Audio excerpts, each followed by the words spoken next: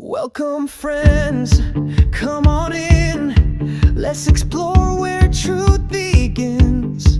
Here inside, shining bright, wisdom grows as we unite. Let's open doors to heart and mind. Let's shine the light.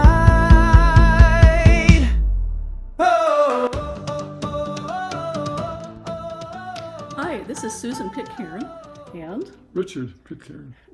welcome to our show, Open Doors, where together we explore the mysteries of life and what it is to live in freedom. If you enjoy this kind of content, please like and subscribe. Thanks. Hi, welcome to today's show. We have a great conversation for you today. It starts out with an interview with my husband, Richard, who's well known to many of you.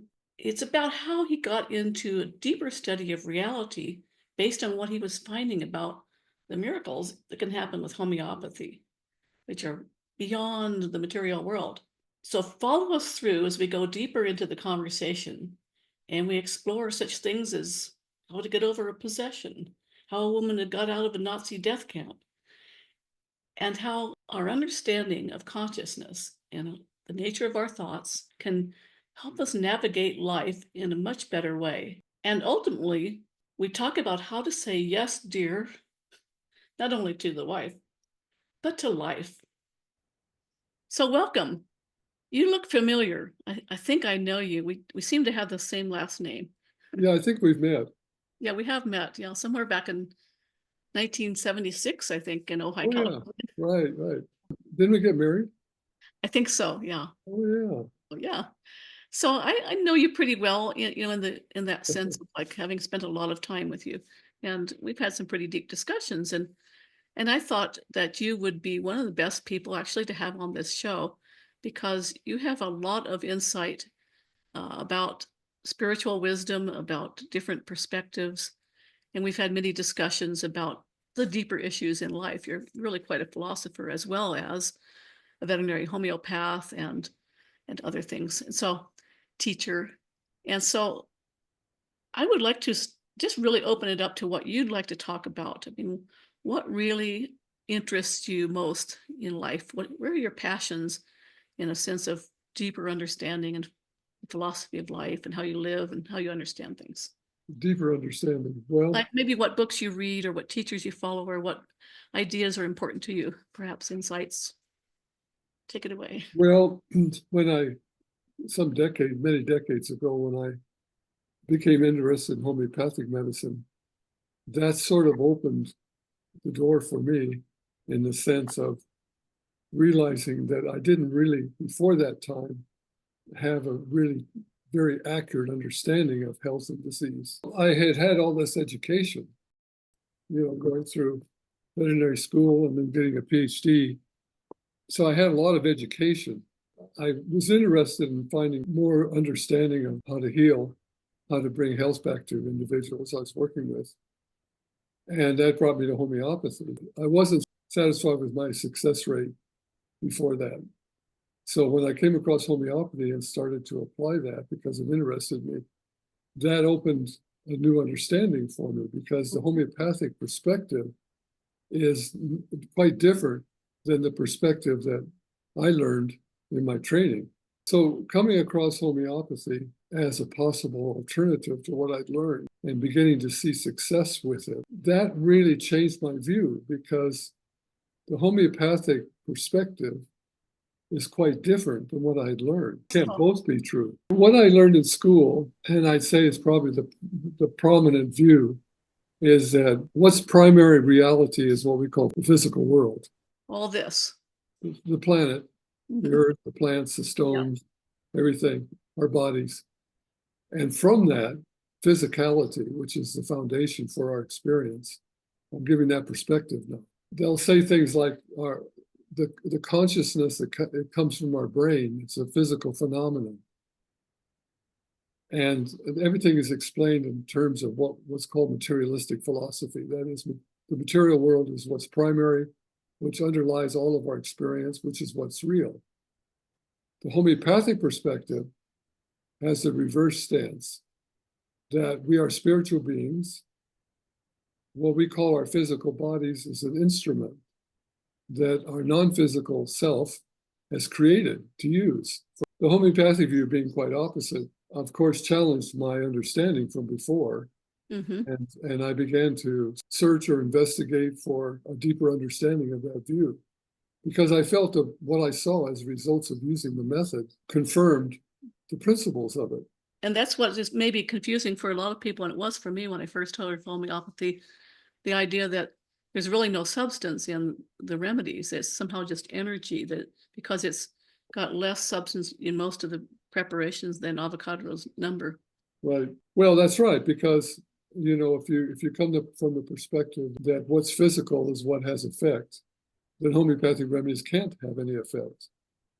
But if you come from the homeopathic perspective, that the source of the physical world is an energetic influence, put it in more modern terms, they don't use that.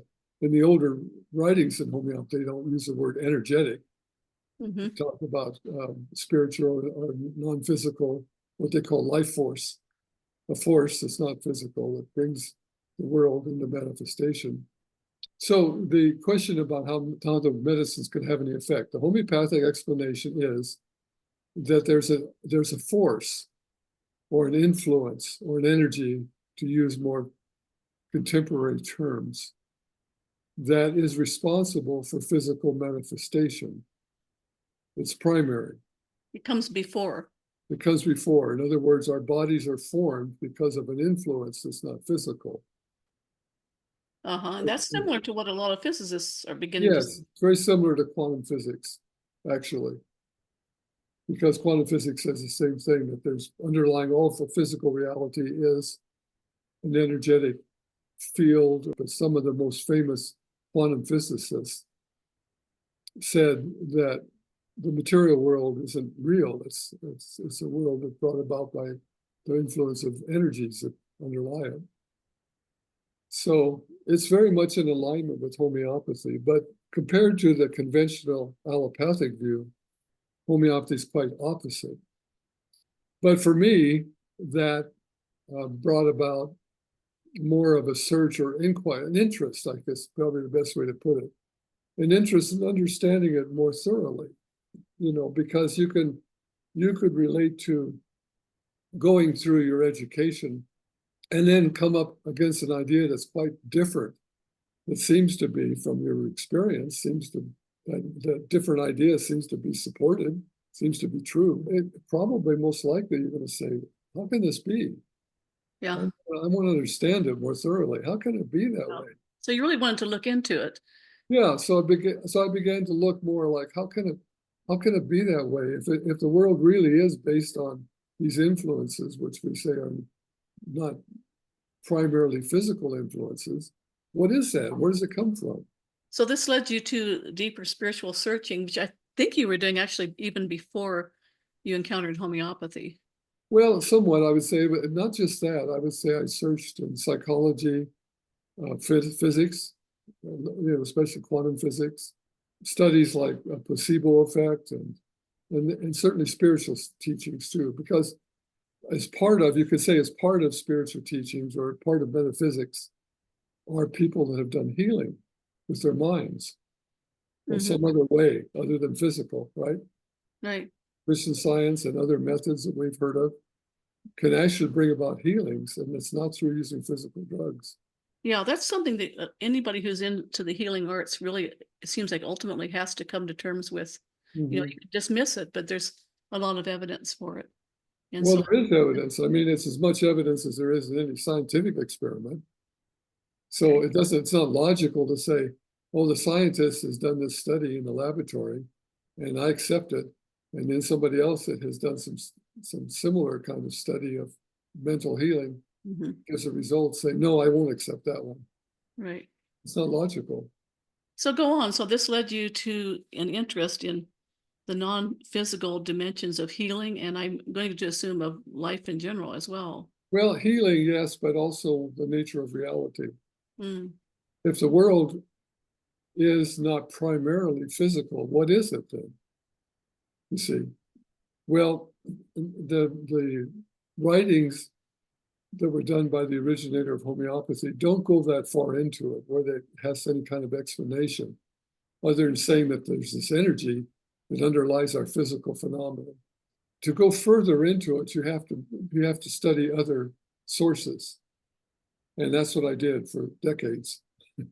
Yeah, as I can testify by the large number of books in your bookshelves, the spiritual So section. yeah, I know, yes, really, you've done a lot of study. I've seen of Christian Science, of Swedenborg, of Course in Miracles, or Krishnamurti, non-dual teachers, and others. yeah, because I found that some of them agreed with what I had been learning from the homeopathic method, and took it a little bit further, Mhm. especially the idea that what's really primary is consciousness. That's what underlies the creation of everything we experience.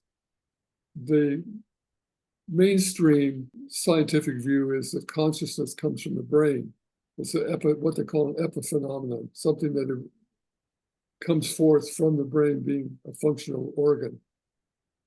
And there appears And to be a lot of evidence for that. Like they do little probes in the brain, and things happen. So, and yet there's yes, other evidence that consciousness can be outside the brain, and out of body experiences and all that. yes. So exactly. So the more metaphysical teaching says, yes, the brain experiences it, but the brain is kind of an instrument, like a TV. Yeah. So you could cause a TV not to function properly and you won't get the signal anymore, but that doesn't mean it came from the TV as a source. Right. And that's more the spiritual view or metaphysical view. So if that's the case, then we have to look more widely at an understanding of the world we live in. If it comes from consciousness, then some of the teachings that are, especially the teachings that are come from many different sources, not just one person, but many sources over centuries, that our minds create our experience, what's called manifestation, or it seems like a real experience to us, but it's not our fundamental base reality. It's something we've created with our minds to experience. Yeah, and people who It's have near-death experiences often will say that, even though to us right here it seems very real. They say, no, that doesn't seem real. This other realm, the spiritual realm, feels much more real. Mhm. That's what people say, don't they, when they have It is near-death experiences? all the time. Yeah. And that's the teachings in some of the things I've studied. To put it into words, you say there's a real world where things are, where we really live. This is really our home. And what we've created is a world that's different for our game or our experience or our dream, however you want to put it. And so this world we're in now isn't really our home. Yeah. It's just a temporary experience. I'm curious how you apply that to your life psychologically and spiritually. I mean, it's kind of a hard concept to completely live with in this world in which we have a lot of, just little nitty-gritty down things to do, tech problems and bills to pay and appointments to keep and things like that. So how do you put those two things together, this understanding and this knowledge really from all your study and maybe just from inside too, that the world isn't really as real as it looks? Mhm. Does that make a difference in your life? Well, it has made a difference. Not to say I'm still not living in and caught up in the world, so to speak. Seems like you have to be to some degree to function. Yeah, well, as long as you have the experience of being a body in the world. The primary understanding that comes to me from what I've studied about it is that we maintain this world experience, whether you call it a dream or illusion or whatever, or a game. We maintain it by the thoughts we hold, the thoughts we accept as true, in other words, what we believe. Mhm. So what we believe is the basis for our experience in this world. That's what they say pretty much across all the different teachings. Do you see that as something that's more individual or more collective? Yes, yes. Like the Course in Miracles says that each of us has an individual experience. None of us have the same experience. Does that mean that someone could have a different reality, say, in which, the current political candidates for election weren't there? That different, or that the weather was different or something like that, you know? Or is it more of subjective, how you experience it, what attitude you have? Well, I suppose that what you said is possible. I think, though, that probably most of us just have different perspectives and different interpretations. And we make different choices maybe too, like if you felt really happy and productive, you might do, you know, some fun things or something, whereas if you Yeah, felt, you and I could go to a movie and come yeah, out with completely different reactions to it and thoughts about it and judgments of it. yeah, but it would be the same movie sort of, you know, Yeah, objectively. I still wonder about this, you know, like it is because there are some teachings that say imply that there's many universes, multiverses, and worlds, and everybody has a different reality, and you can see that in certainly in the sense of the subjective reality, and even we live in different houses, we have different bodies, different names, different cultures, and you know different immediate circumstances, but we do share common earth that we live on that you know maybe there might be some sort of reasonably objective description of what's going on here. Maybe there's not really, but I think that if there's a basic sort of agreement, so to speak, among all of us that we're living here on this planet Earth, it's like the then playing field. yeah, so that's a limitation as to how different our experiences can be. If we're agreeing that we're living here in bodies on the planet, we're not going to be having a totally different experience like we described. Yeah, we're going to have the same experiences or similar experiences to each other. There might be some disaster that happens, or there might be a war that happens, and you may be caught up in it and I may not, Right. but it's still happening out there in our experience. Yeah. Yeah. They emphasize that, for example, if you watch the news regularly and you accept it and believe it, there's some particular thing out there that's coming to you that's fearful, like a virus or a Mhm. war or something, that then the fact that you accept it is true, you believe it, then that's going to happen in your experience. Whereas someone else can look at it and say, I see that, I see what's being proposed here, but I realize what's really true is we don't really live in a world of conflict. So getting back to what I was asking about your experience of it, when you have this understanding, even though like everyone, you have to do a certain amount of going along with the game and the details of the game, you might say, in everyday life, Mhm. do you find that it makes a big difference compared to maybe how it used to be earlier in your life before you encountered this perspective as to your happiness, your well-being, your health? It's hard to judge that, because I don't really know how it would have been otherwise. Yeah, true enough. I have really had, a high degree of health all these decades. You have. And I want to Yeah, say that, you know, somebody who knows you well, I yeah, mean, you're 83 now, and I'd say you're more flexible and better shape than I yeah. am. And I haven't been going to doctors. And would it have been that way if I Mhm. hadn't gone the way I did? I assume not, but I can't say. Yeah. But on a smaller scale, on a daily basis, the views that I have now compared to what I had when I was younger, decades ago, I think has results because I can have more now expectations that things can turn out successfully. I can just say that to myself, and they often do now.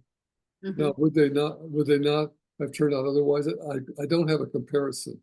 Right. How do you do that? Do you do anything at all like affirmations, or like if your mind starts going down kind of a negative path, what do you do? Do you sort of say cancel that, say that can't be in God's reality? Or I mean, what's your sort Yeah, of approach? the understanding that I act from is that how we get pulled into being vulnerable and experiencing unpleasant results is related to how much we use our thinking mind. Hmm. Thoughts are a tool for our experience in the earth here with its limitations. And thoughts are usually, if you watch your mind, you'll often find that thoughts that come up are thoughts of some form of fear, some form of concern, trying to plan, trying to make things work out the way you want them to, making judgments. So you observe your thoughts a lot, is my impression, with an eye towards understanding their Mhm. nature. Like if they're coming from a sense of separation or lack, and Right. you see that fundamental uh, underlying belief structure, your own conditioning from your past and all that, And I'm going to assume that those are thoughts that you don't like empower. So like when people talk about meditation, they'll often say, just watch your thoughts. Don't jump into the pool. Don't, it's just a stream going by. Don't jump into it. And I Yeah. think from what I understand of you, and I'm not inside your head, but it, Sometimes. I don't think once upon a time it felt that way. But anyway, I think that you're very good at stepping back and not empowering your thoughts. Well, it's a choice. I think the critical thing is to be aware of your thoughts. Mm-hmm. I think most of us grow up in a way that we don't really pay much attention to them. Well, and we act them out. We see them as being reality. Yeah, they just as the what to thought. do. It's like the Thought. voice in the head tells you what to do, Right. as opposed to the spiritual teachings that guide you into looking at your thoughts and evaluating them. So if thoughts come up for me, say that something's not going to work out, or thoughts of losing something, or a threat, if I recognize them for what they are, I just simply, I don't mean it like in a sense of being judgmental and resistant to them. Just sort of see them. Oh, I see. That's a thought that this isn't going to work. That's not where I want to go. I'd Yeah. like this to be successful. I just Yeah. affirm that. Now, sometimes I find that it helps to use feelings in accord with that. So like, Mhm. that sometimes feelings are kind of the signal, in other words. So like if I Sure. start feeling kind of insecure, or unhappy in some little or big way, then that's a signal I haven't been watching my thoughts. I'm believing my thoughts. I haven't really stepped back from them, like you're saying. Well, Does I that? quite agree. I quite agree. It's like the clue is really, if you feel peaceful, Mm-hmm. then you're not going with your thoughts. But if you start to feel less than peaceful, you're starting to become afraid. Right. And you look at, if you go deeper and why, if you ask yourself why am I feeling this way? You'll often be guided to see the thoughts you've been holding. Yeah. And I've noticed that it can be very subtle, like, in those relatively rare times when the Mhm. mind is really quiet and Mhm. you're in a deep state of meditation or whatever you want to call it, and you're feeling very peaceful and Mhm. joyful. And then some little thought comes in. It seems harmless enough. It might just be something like, oh, look at that tree, the way the leaves are, or oh, maybe I better do the dishes, something like that. Just a slightest thought, even though it's not really a negative thought, will kind of lower your level of consciousness. Mhm. Yeah. Well, it sounds like it would be really almost impossible, but Hmm. the spiritual teachings that I've studied primarily say don't plan anything. Don't plan anything. I mean, you could plan an appointment with somebody, but I mean, don't during your day, as you notice, as you were saying just now, as you go about your day, oh, I should do this, I should do that, I'll do this next. What will I do today? I'll accomplish this. They say just put it all aside. Just go with the moment. Yeah. Let yourself be guided by what happens as to what to do now. Yeah, that's probably hard for a lot of people to do. Yeah. Maybe it's easy in some ways if we're impulsive, but I mean, it also, some would probably argue against that and say, oh, well, that would be irresponsible. You've got to plan your life. You've got to, make sure you go to your job. You got to, make sure you've got enough money in the bank and all that kind of stuff. So Yeah. um, it could become more like a child would live, and some would Yeah. say it's possible, but I'm thinking that a lot of people who do advocate that find that if you need to have something happen, if you need to go to that appointment or something, that it will it'll occur to you in a smooth way. It'll come to you. It will occur. It will if you see something that's you basically, on the sense, desire it, or you would intend for it to happen. That's your choice, so to speak. I choose for this to be the outcome without spending a lot of time working on it mentally. You just make that decision. Oh, I'd like this to work out. And I'll say that to myself frequently. For example, let's say you would say to me that you're having some discomfort or pain somewhere, Mm-hmm. and I don't know how much I put into words, but I'll just have the reaction. I'd like this to resolve easily. Oh, so you put that intention out. Yeah, it just comes spontaneous. The other side of that is that the teachings along this line emphasize that it's all acted out. It's all produced for your experience, positive or negative. So if you have negative thoughts like I'm gonna lose all my money, the banks are gonna fail, I'm gonna be out in the street with a cardboard sign, and at the same time you're trying to say, no, I'm gonna be very prosperous and successful, I'm gonna have all I need, and you do both, Uh-huh. that then both will happen. You'll have a mixed experience. Mhm. And would probably never be clear to you, and you'll probably be frustrated, like, "Well, I tried hard, to do this stuff." Right. It's a moment-to-moment thing. It takes a high level of alertness, doesn't it? Yeah, it's quite different because it's really coming to what it comes down to is that you take responsibility for your experience by what you hold in your mind. That's Mhm. not what we're told as children. No. That's not how, well, in a way, I mean, when I grew up with religious influence, I was told what's in my mind could send me to hell. But, but other than that, I wasn't really told that what I hold in my mind determines my experience on a daily basis. No, And most people don't think that way. right. They think that the world out there can do stuff to them whether they like it or not. In many teachings, it will be kind of a piece of work to do that, like, do your daily affirmations, do your daily prayers, keep on it and kind of like journal this out. Here's my intention, do all this detail. And other teachings, on the other hand, are more simple about it. Like you mentioned Richard Dotz sometimes in our conversations, Mhm. who will just say, this is what I would like to see happen. And you just turn it over to God, if you will, or to the divine. Maybe Right. you differently, but there's a distinction there, isn't there? Yes, well, that's one, I think, one of the important teachings for people to teach about what we're talking about, manifestation or how you experience life, is that if at any time you are making mental or physical, but primarily mental effort for something to happen, Hmm. say meditating, praying, visualizing, and you're working hard at it, concentrating mentally, that's the wrong thing to do. The Hmm. reason you're doing that is because you're trying to resist the fear underlying it. You have to recognize that. If I'm making this effort, it's because I think I need effort to counter the fear I feel. Rather, what you do is you recognize that the fear is there, and you very simply, without any effort whatsoever, just affirm that's not what I want to do. Hmm. Leave it at that. Because it's not your job to do it. It's not your job to work it out. Yeah, It's the universe. The universe does it, not you. yeah, and it's just coming to mind right now, an experience you had a long time ago before we met, in which you were with someone and it seemed like this person was being possessed, and you actually both saw kind of an ominous face in front of your eyes, or I think when they're closed or something, and it was kind of creepy and scary.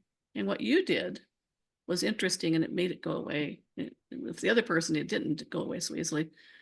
But what you did was you just saw that it was just fear, and you dismissed it, something like Yes, that. I saw, just looking at it, considering it, because it was repetitive, it wasn't just, I don't mean just seeing a face, but having a physical effects from what seemed to be a possessing entity. Right. That's kind of what was told to me. This is what's happening. That can seem scary. Yeah. And I would have these physical sensations Yep. repetitively, and that was scary, very scary, Uh-huh. for months. Oh, months. Okay. And so what finally happened for me was just so one day just sitting there, actually it was in my car, I pulled up and parked in the driveway and had this sensation again. And I just, for a moment, looked at it and said, what does this sensation do to me? Well, actually, it doesn't do anything but have that sensation. Hmm. No other effect from it whatsoever. And I said, well, then it's not significant. It's not important. I just release it. Right. No And big it deal. was, sorry. And it was, the voice was saying kind of threatening things like, as they will do sometimes, or people will hear in their heads like, oh, we're going to stop your heart, or something like that.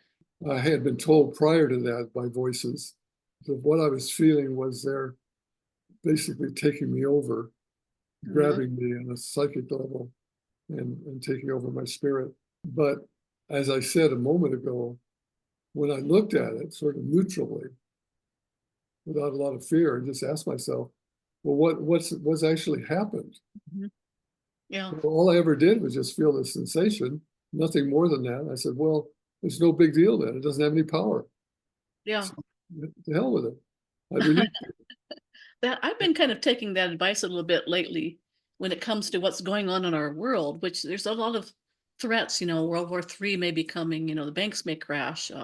Mhm. We may have a bad virus come. We may have riots after the election, however it turns out. I mean, all kinds of things are predicted. The ETs may come and maybe they're good guys, maybe they're bad guys. I mean, whatever it is. And lately, I'm just kind of feeling more like, you know, it's like, Yeah, okay, it's not, I don't want to bury my head in the sand, but I just feel like, I'm more powerful than that, than these outside things that are happening or yeah. might happen, which You are think, actually happening right now. I mean, yeah. things are fine. And maybe it's just, maybe that's not true for everybody in the world, of course, but it's true here. And I just feel like stay with that. Stay Yeah. with that. That's very much the teaching Byron Katie gives us. Hmm. She says, points out that it's actually not happening right now. She Hmm. reading your thoughts. Yeah. And if But, it does happen, we'll deal with it, at that point. mhm. But Right. you'd be a stronger person if you've been living this way with not giving it a whole lot of power, which again Yeah. doesn't, to me, it doesn't mean putting my head in the sand. Like I'll glance at the news, and I'll see what's going on, and perhaps the very act of kind of not empowering it in consciousness, if we are truly at some level one consciousness, Mhm. it's going to also have a healing effect, you might say, on the noosphere or on the morphic field that we may share in common as humanity. Yeah, I quite agree. And along with that is that the thoughts that come to us that make us afraid oftentimes are coming from this one consciousness we share with everybody else. It's like you said earlier, like a river flowing. Uh-huh. These thoughts are in there. And it comes down to really, if you watch yourself, if you watch your mind, I don't mean in an effortful way. I mean, just sit quietly and watch what's going through your mind. You see an amazing stream of thoughts and images. You Yeah, wouldn't quite believe that they're actually going on until you start looking. right. But what's significant there is of those thoughts that stream through your mind, if you pay attention to them, either negatively or positively, like you say, oh, that's interesting, I want to learn more about that. Or, oh, that's not good, I better prepare myself and find a defense against it. So either being fearful of it or having interest in it, either one causes that thought to stay with you. And to strengthen itself. Yeah, it's staying with you, becomes part of your consciousness that's propagated to everybody. What about creative thoughts? I mean, for me, a lot of times what comes up is, okay, I'm working on a project like this video series or something, and I'll start thinking about, well, I'll see if I did this and that would be this way. And, you Mhm. know, I mean, that sort of seems appropriate. Maybe, it's kind of part of being inspired Mhm. artistic type of person. Um, but then sometimes you could say, how does that contrast, say, with someone who's content to just live in a more simple way, not have to be productive necessarily if they don't need it financially, but to just savor life, take time to smell the roses and just be. Like that's really hard for me. Well, I think that life is expressing through you. That's really what you are, is life expressing. We create this personality we think we are, which is not true. We're not really that. But life itself is flowing through us. And so life can motivate you to, say, paint art. It can motivate you to write a book. It could motivate you to just walk through nature and smell the flowers. Mhm. There's not, I don't think there's one better than another. See, It's just really experiencing life, yeah, basically what it comes down to. the very act of judging that kind of thing Mhm. can be a way of condemning oneself and creating an attitude of inferiority or worthlessness or failure, which in itself is not really productive. Well, that's a good Well, insight. Yeah, it's really and, self-judgment. yeah, it's I should be acting differently. I it's not. shouldn't be doing this. I should be out working. I should be saving others. I should be Mhm. standing in the corner proselytizing. Right. And if who we are really is something more like pure love and Mhm. pure Mhm. intelligence of Mhm. that great mystery that created all of this and is behind all of this, And then if we're, kind of a and if dishonor we're, to that to sort of say, oh, you personalize it like, oh, I should be doing this, I shouldn't be doing that. right, It seems like more and more it's wise to just accept yourself as the human personality part of yourself mhm, and not condemn it and allow it to be, but not make too much of it. yes. To be in the world, but not too deeply in the world. I think that for most of us, if we just were to sit back and just contemplate the question, what would I really like to do? I think most of us don't know at first. Mm. We know what we've been told to do, Uh-huh. what we think we're expected to do, what our responsibilities are, but what would we really like to do? Huh. That could lead to something entirely different, couldn't it? It could, yeah. Say more about that, if you would. Well, the idea is that when you're coming from your conditioning as a child growing up in society, and you create your personality, and then within that is all the decisions about whether you're acting right or wrong, and whether you're good or bad, and whether you do people respect you, do people like you, um, Mm-hmm.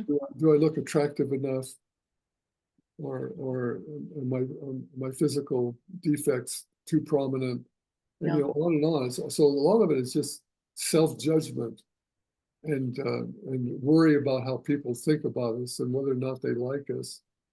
And that's all coming from thought. That's all coming from our conditioning. And it has no real relevance to what life is. Mm-hmm. Life can come out totally new without any of that. And when Mm. it does, it's pure. It's not contaminated. But most of us live the life that's contaminated by all those prior thoughts. Mm-hmm. So a lot of the teachings that are more physical, I mean, physical, metaphysical, or spiritual, tell us to just simply put all of that aside, stop paying attention to it. Don't Yeah. listen to the voice in your head. Just sit or walk or whatever it is and be open Mm-hmm. to what it is you really want to do. Yeah. And going back to what we were talking about a bit earlier, I was kind of organizing for aesthetic reasons some of the books in your bookshelf recently, and just like, wow, this guy has really read a lot of books. I mean, and it wasn't just the subjects I mentioned before, it was also Buddhism. It was a big part, I remember, of your earlier searching and so forth. But you also had at one point, like a whole bunch of books by Swedenborg, a whole shelf full or two of those, and you really looked into a lot of things. And the point I'm trying to make is that it seems like there's fundamental teachings that you can find across all these different teachings and that are the same. There's Mhm, maybe some that are a little different. mhm. How do you put all that together for your long life of searching and reading and exploring the and you also read Plato too. There's another one. So how do you put together the best of the teachings? And you've read a lot of Christianity too. How do you put together the best of what you've seen from the masters and sages of the ages and yourself? Well, I think what really speaks to your heart is what will draw you. Um, what has made sense to me, I saw an explanation once in the Course in Miracles teaching. Well, again, we talked about this earlier, how each of us is responsible for creating our experience. And therefore, how we experience it or how we perceive it or judge it is individual, right? So we all have slightly different experiences. And he said, because of that condition, there's no one teaching that will appeal to everybody, Hmm. because one person could be very drawn to some teaching that presents a model for reality in terms of there being God and then having various relationships to God, devotion and worship and so on. And Mm-hmm. somebody else is offended by that. Mm-hmm. So another teaching comes along that doesn't do that, that talks about it in an entirely different way that will appeal to them. So they basically talk about there's thousands of different paths to understanding truth. Many of the teachings come down to the same principles. The content that's concluded within each teaching may not appeal to everyone. So you'll be drawn to a particular thing that appeals to you that isn't immediately rejected because of the wording. It's too Christian or it's too Buddhist or whatever it is. And they trigger your conditioning or something. Yeah, the teachings want to bring to you the experience of going deeper into your understanding of what's real. Mm-hmm. And for most of us, that's not the thing we are usually doing in our daily lives. No. And when somebody proposes something to you, like, oh, listen to so-and-so who's an ascended master, you immediately reject it. See, so you're not going to go there.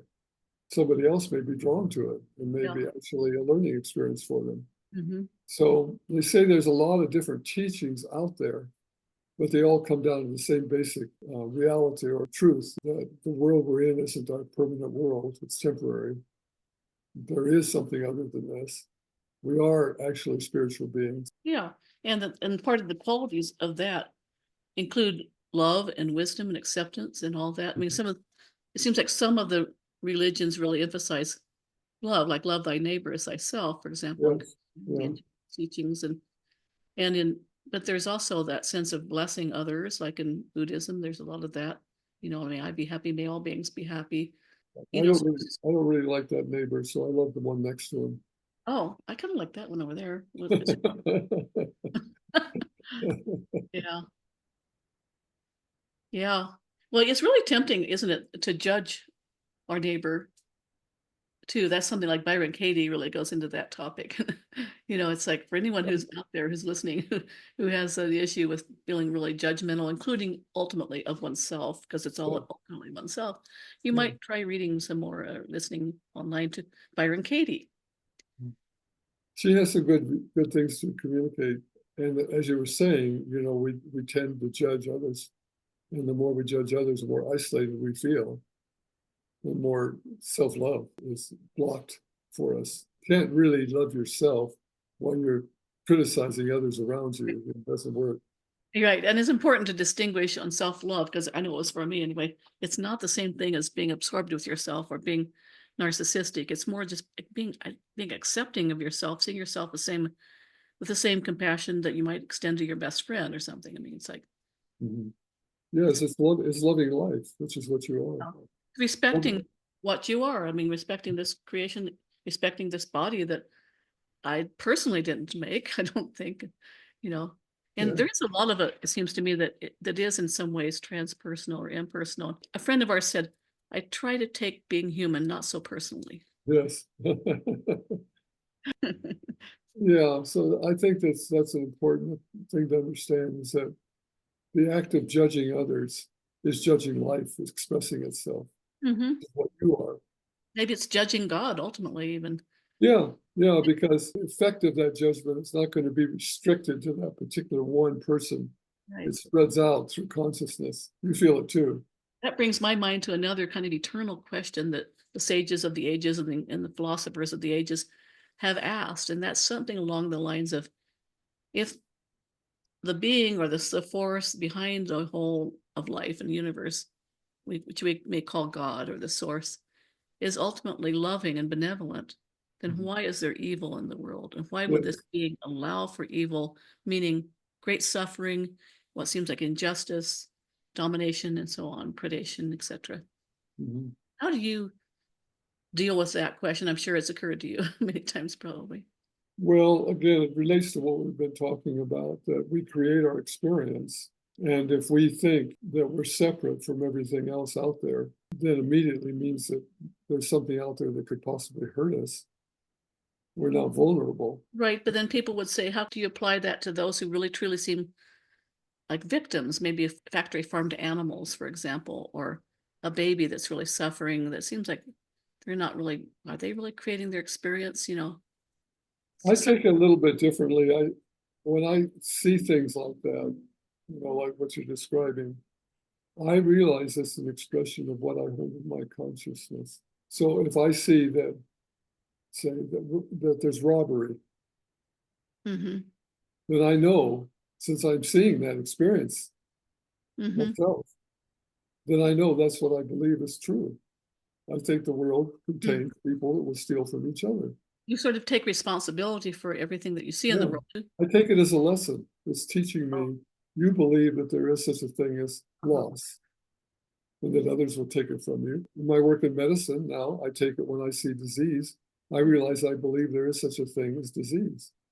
You still do, even though you studied all these things such as Christian Science that sort of Mhm. teach basically that, oh, God is perfect. This is no such thing as disease or something. I mean, could you paraphrase a little bit better than I did there? Yes, when you experience that, whether it be disease or loss or cruelty or whatever it is, then I take it as an expression of what I'm holding in my. So I realize then that's not really what I want to continue to hold. Mhm. And I don't mean I fight it. I Yeah. just am now recognizing, oh, I see. Nothing happens out there that I don't hold in my own consciousness. I don't experience anything out there that I don't hold in my consciousness. Mm. So when I experience those things happening, I realize that's what I still have to. I have to realize that. I have to understand that that's still there. Hmm. Look at it more. In what form do I accept it? You see, I may not have realized that I accepted it in a more subtle form. Do you find that things shift in some way sometimes when you do that, that kind of validates that understanding? Yeah, I can't say that it necessarily stops war out there, but I do feel like it will change my experience. Uh-huh. I remember you telling me, speaking of war, a story once about a woman who was in the concentration camps during World War II, and someone there, I think a doctor, gave her some Christian Science teachings, and she was reading it, and she took it to heart, and she basically walked right out of the camp, right in front of the guards, because in a state of consciousness in which she just felt completely convinced that there was no harm out there, there was no danger, that God was everywhere, or something like that. That realization came to her while she was reading Science and Health, Key to Scriptures, Mary Baker Eddy's book. And she just suddenly had that, maybe another way to put it, you probably have had this experience where there's a difference between believing something, because believing is accepting your thoughts and accepting it as true. There's a difference between that and a feeling of knowing. Hmm. The feeling of knowing can come over you without question. And that's the way it was for her. She just suddenly knew that there was no way she could be confined. She was totally free. And she got up and walked out, as you said, past the guards and said nothing to her, Yeah. armed guards. And I remember the rest of that story. This is reported as in the Science, Christian Science reports of different healing experiences.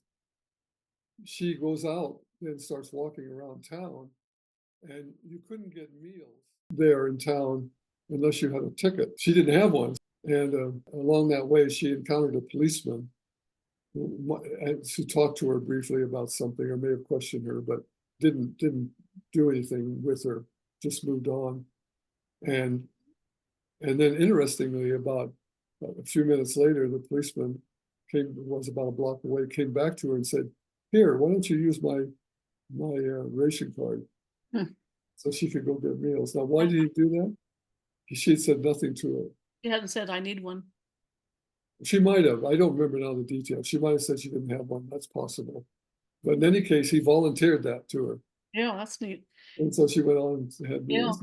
It seems like when one is in state of consciousness, in which there's more remembrance or experiencing of these things we're talking about, Mhm. that synchronicities will often happen. People will Mhm. pop up in your life that it's just a perfect thing to happen, or Right.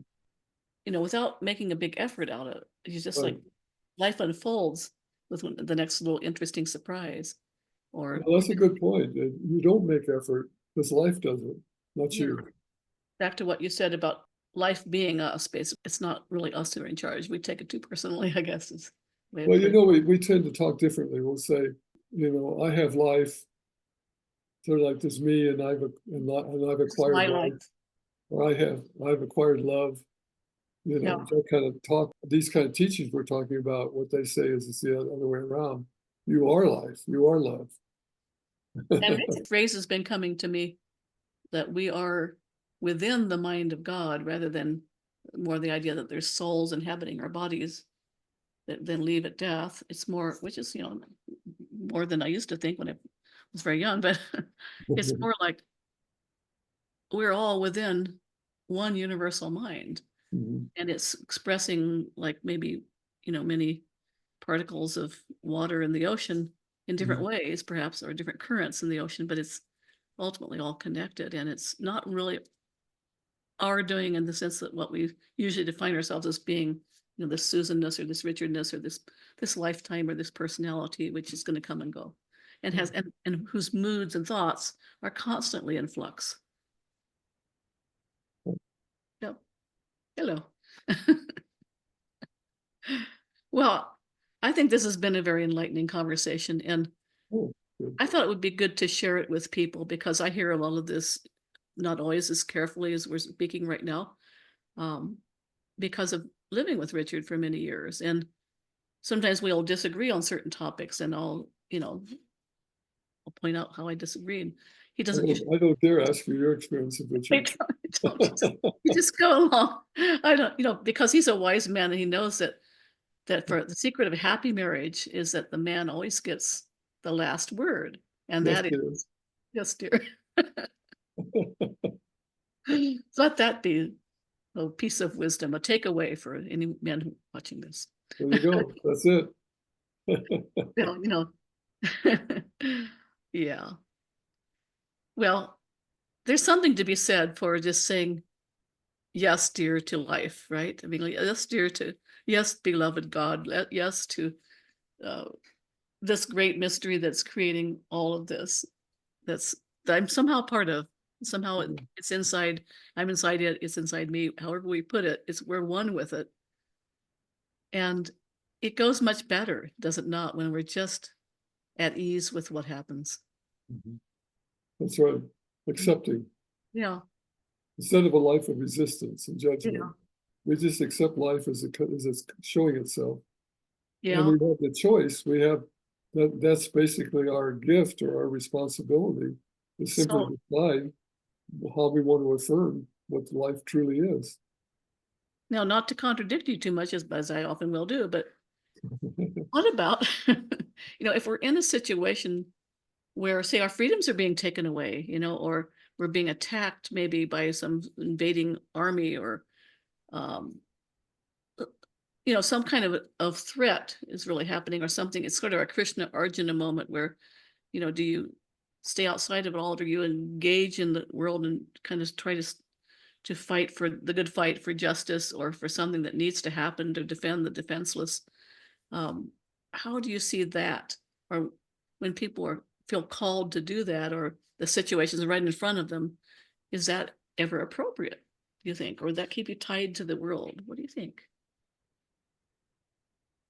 I think you're tied to the world the more you accept it as true.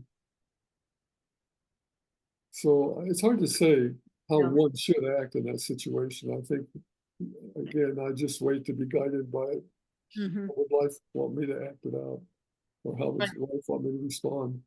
Well, specifically right now, a lot of people are engaged in being activists, let's say, for freedom, for secure votes, for maybe even soldiers going out to war because they think they need to defend the homeland or whatever. And so, Right.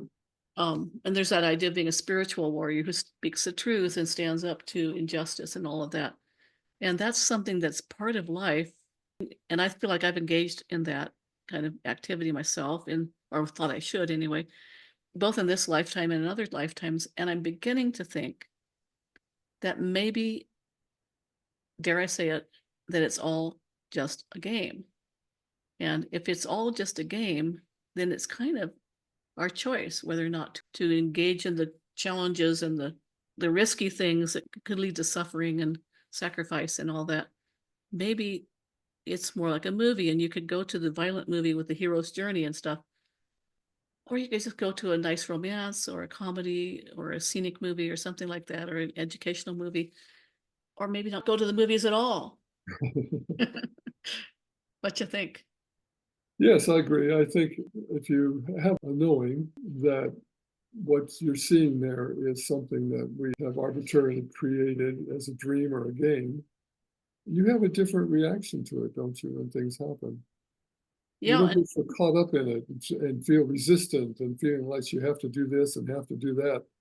You can say, "Oh, I see what's happening. Interesting." or it may be like a simulation, like a lot of people are saying Yeah, too. It's not, could be. as we said earlier, maybe this is not really real. It feels real, but that's how a simulation is meant to Mhm. feel. Yeah. Even Thich Nhat Hanh, a Buddhist monk who went through some horrible experiences and witnessed some horrible experiences in his younger days in Vietnam and so on. I saw a quote by him that was towards the end of his life, and he said, "Relax, it's only a game." Really? Okay. What happened to bodhisattvas and so on? Coming back to save the world forever, every blade of grass. That would be eternal. Hmm. Well, it's been a really good conversation, and I thank you for taking the time out of your day because I know you have some teaching things coming up, and thank you. And blessings to all who are watching this. May we all experience enlightenment in its way, in its time. Thank you for watching. And if you like this kind of content, these deep conversations, open door, open mind, open heart looks at people's lives and what's going on in the world today from a spiritual point of view, then please hit the like button, subscribe, and hit the notification bell. Thank you.